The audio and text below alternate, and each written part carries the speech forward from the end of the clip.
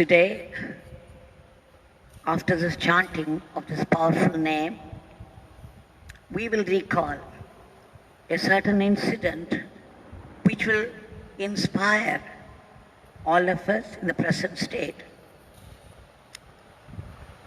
and help us keep our faith and devotion to Bhagwan.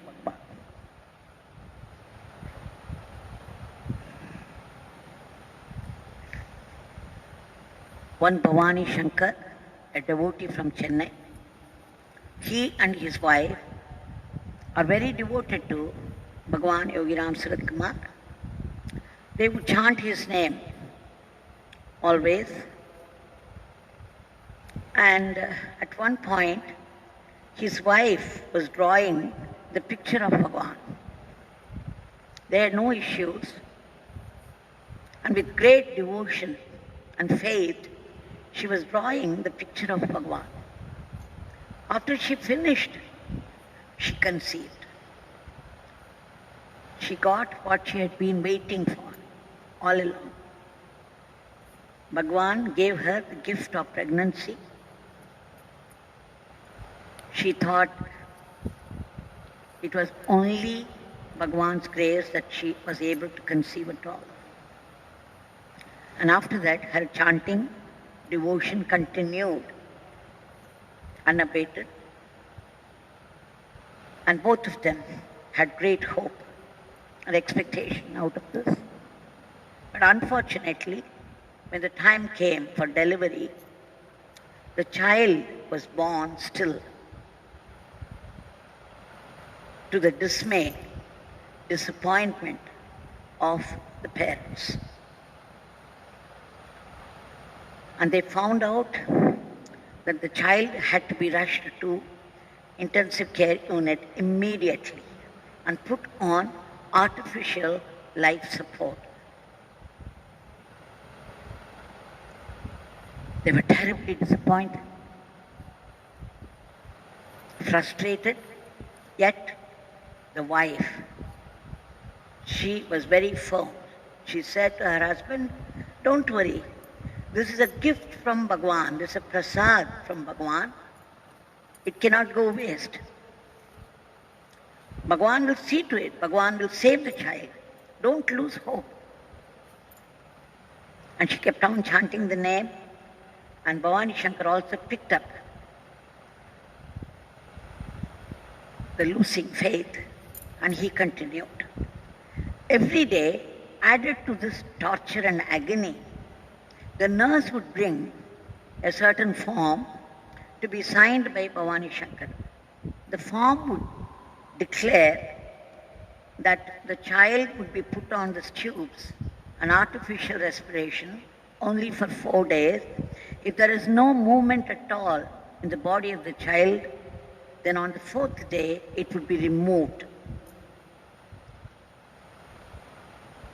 And he had to sign the form of agreement. So he was signing 2 days, 3 days, always hoping and hoping that Bhagwan would do something. And then the 3rd day, the doctors came and warned him again, there's only 1 more day, tomorrow we would see. If the stillness continues, we are sorry to say we have to do what we have to do, remove the tube. Please get reconciled to that. And then the nurse brought the form. Now, Bhavani Shankar was shocked, absolutely shocked, beyond any thinking, any reasoning. He just did not know what to do. He was stunned. In spite of his wife's faith and devotion, the ultimatum has been given to him. And he had to sign it. When he was about to sign, in the depths of his heart, something stirred. A scream came. He screamed from the depths of his heart, from the depths of his being. Yogi Ramsuratkumar. And And while screaming, he just looked around, and that was the time he found out, along with his baby, there were other babies also, altogether 14 of them, in a similar condition with tubes and artificial respiration, and the anxious parents waiting for a good news. And suddenly, the whole thing sank inside him, and he knew instantly that he had been praying only for his child when all other children were battling for life. And then the prayer started from the depth of his being. Bhagwan, Yogi Ramsuratkumar, this is your gift to us. And there are 14 of them. I cannot even pray that you should save my child alone. You have to save all these 14 children. And the prayer came from the depth of his being with his Nama. He was screaming, Yogi Ramsuratkumar, and praying and praying. The next day morning, there was no hope at all in anybody's heart, but the Nama continued from the very depth of the being for both of them. And then the doctors, to the amazement of the doctor, the medical staff there was a stir in the body of the baby. Not only this baby, all the 14 babies moved. There was a sign of life. There was a movement.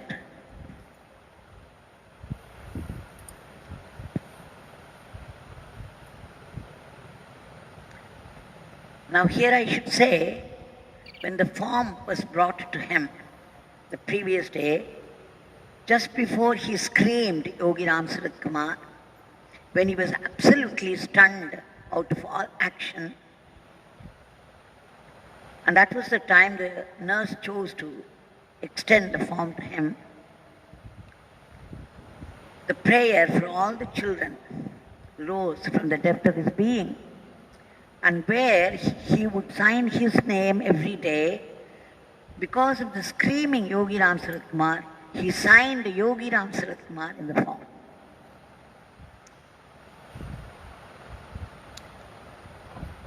And the nurse looked at him without saying anything, and she took it away. And the next day, Yogi Ramsuratkumar's grace and compassion worked, and all the 14 children survived. That he screamed Yogi Ramsuratkumar from the depth of his being for all the children, unselfishly, and his signing Yogi Ramsuratkumar in the place of his name did the magic. It appealed to the fountainhead of all grace, the compassionate Yogi Ramsuratkumar, and all the 14 children were saved. Now, we are all in a similar condition with the intensive care unit of Yogi Ramsuratkumar, and we are all hoping against hope, battling. But all the same, let us remember, draw inspiration from this incident. The faith of his wife and the continuous Nama chanting of the couple and their generosity, the feeling for all the children. Let us be inspired by all this. Submit our prayer at the feet of Bhagwan.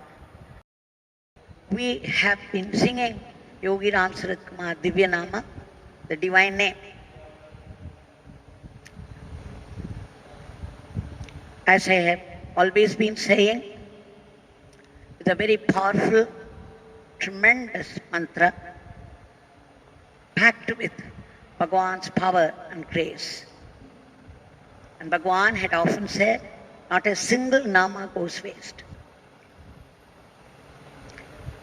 Now, why do I say this is divine name? And Bhagwan lives in that, in his full glory. There was one Gajarajan, a devotee, a long-term devotee, very, very devoted to Bhagwan.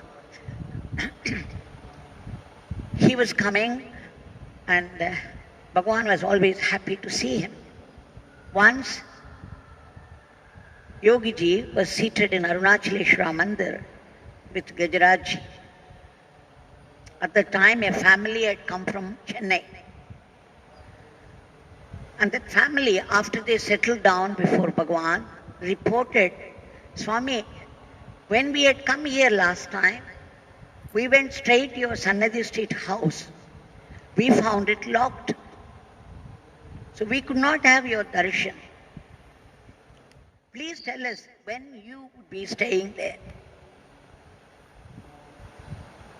Bhagwan laughed, became quiet, and then he pointed to the direction of the sanctum sanctorum of Arunachaleshwara Mandir and said, this is this beggar's house. This beggar has been living there permanently for ages and ages, only here. Now that house, the Sannadhi Street house, which you are saying is my residence, is temporary and unnatural. This sanctum sanctorum of Arunachaleshwara is my natural abode.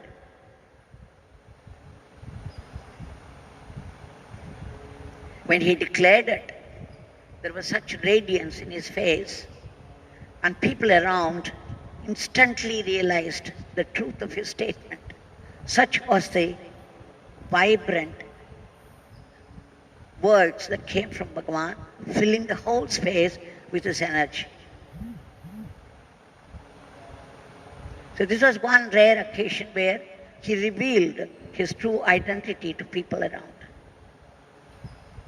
There was another time when Shri.Jayaraj was seated with Bhagwan, but this time in Sannadhi Street house.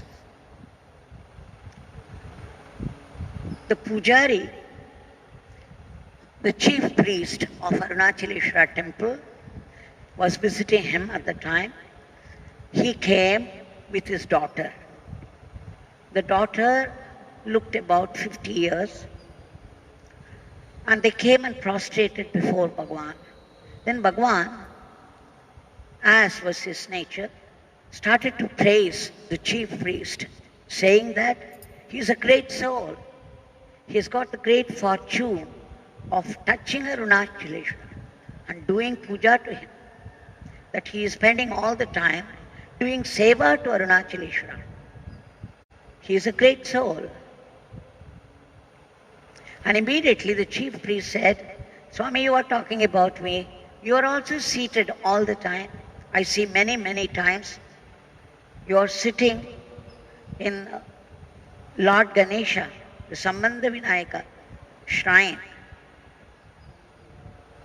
Until then, his daughter was keeping quiet. But as soon as she heard the reply of her father, she opened her mouth with tears in her eyes. Her eyes were shining. She folded her hands and said, Swami, where is Arunachaleshwara? You are Lord Arunachaleshwara. I know it for sure. My son was sick, very sick at one time, and there was no cure at all. I had visited so many doctors, given so many medicines to him, but nothing happened. And the boy was in great pain, great suffering, and I was suffering with him, just watching him, and I did not know what to do. All the time, I was praying to Lord Arunachaleshwara. And then one day in my dream, Arunachaleshwara appeared and said, I am residing in the form of Ramji Swami there. Come to me there.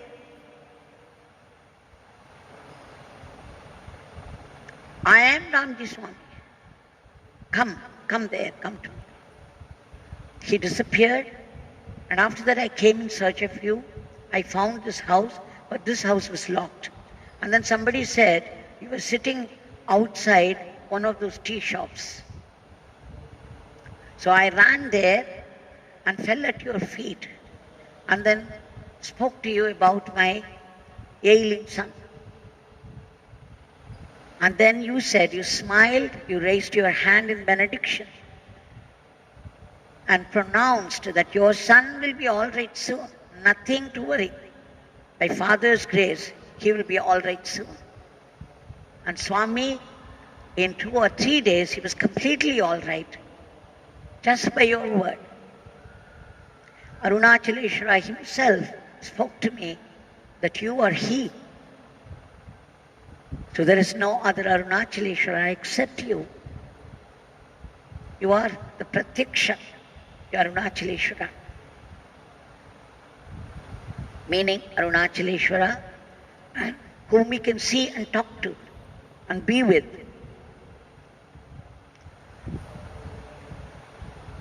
After she said that, Bhagwan smiled, and then there was a very deep silence around. So you see, what more do we need? Here is the assurance from Lord Arunachaleshwara. But then let us not conclude that Swami is Arunachaleshwara alone. We should recall the experience of Sriman Perumal Raju Ayya, who went to Tirupathi and asked Sri Venkatachalapati there, Balaji there, who this beggar of Tiruvannamalai was. And pat came the reply from Sri Venkatachalapati in a very vibrant sound, Nenuda, Nenuda, Nenuda. Verily myself, verily myself, verily myself. So it is that Chaitanya, the Parabrahman within all of us, the all-pervasive, all-knowing, all-powerful Satchidananda Parabrahman that came in the form of Yogi Ramsuratkumar out of compassion for us, in order to uplift us. And it came in such a form, the beggar's form. He came down, condescended to move with us so easily, giving his Divya Nama, Yogi Ramsuratkumar, for us to pronounce and benefit from. He lives in this name 100%. And all his power, all his grace is in that name. And while we chant this name, we truly live in him. We must say we truly live. Because it's only when we remember God, we truly live. And when we chant this Yogi Ramsuratkumar Divya Nama, we live in him. Evening prayer with a story of his glory and his Rama's glory.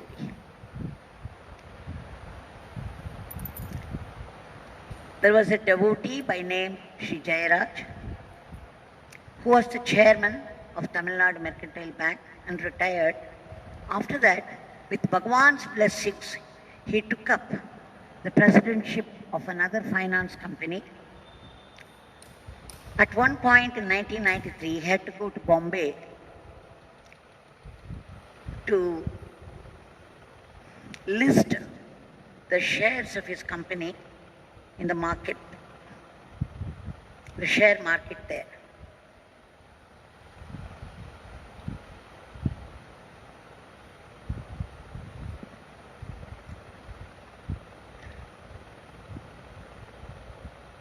So he went to Bombay on the 12th of March 1993 to list the shares in Bombay Stock Exchange. As he was walking in the Dalal Street towards the building of Stock Exchange, little did he know what was waiting for all of them. When his work was over, he was still talking to the president, the chairman of the stock exchange market, on the first floor, which was packed with nearly 4,000 people. And some of them were getting prepared for a good lunch just outside the building. The president, the chairman, advised Shri.Jayaraj to visit the big library in the basement before leaving the building. Wherever Shri.Jayaraj went, he always carried a picture of Bhagwan in his pocket and his Nama on his tongue. So when he came down to the basement, somehow he did not feel like visiting the library, despite the reminder from the people around who accompanied him from Madurai. All he thought and said was, why? A library has only books. Why go and see all of them now? Let's go out. Something prompted him to do that, so he with all his people began to walk past all those cars in front of the library, out onto the road, as though by inner prompting from Bhagwan that he was doing it, even without being aware of it. When he would have hardly walked 150 meters from the building, he heard the deafening noise of a terrible explosion. Only minutes before, he was near the car that carried one of the serial bombs. The time was 1:28 p.m. The basement was a scene of absolute devastation. Mangled cars, shattered windscreens, and different parts of people with pools of blood around. What a sight! It was hell all let loose. 84 people died, 217 injured. It was a scene of an immense calamity. Shri.Jayaraj knew it was Bhagwan in his pocket, his name on his tongue, that brought him out, him and his people out, just in time. His heart was filled with grateful love and his eyes with tears of devotion. Later, he visited Bhagwan and thanked him heartily for saving his life. Now, this is not the only incident. There is just one incident which I would like to say in a few sentences. It was 1998. A father and son were visiting Tiruvannamalai as usual. Every month they used to visit, go round the mountain, and never bothered to visit Yogi Ramsuratkumar. This time, because they heard about him so many times from so many people, they had this impulse to come inside the ashram. But they were telling people it's not that they were devoted to him. Out of curiosity, they had come and they joined the queue. They were not even folding their hands. They just entered in the queue, one after the other. When they stood a little distance away from Bhagwan, Bhagwan was merely looking at people, was blessing people by his look. When he saw these two people, he suddenly raised his hand in benediction. It was a very special blessing. That's what people felt. And people were surprised because minutes before, these people were announcing that they did not have any devotion towards the Swami. Out of curiosity, they had joined the line.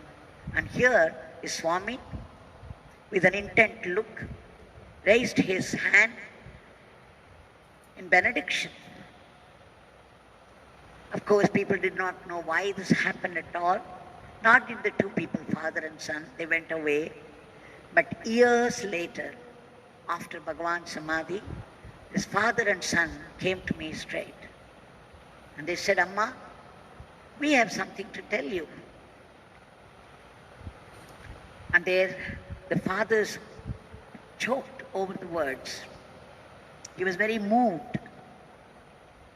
He said, my 98, my son and I had come for darshan of Bhagwan.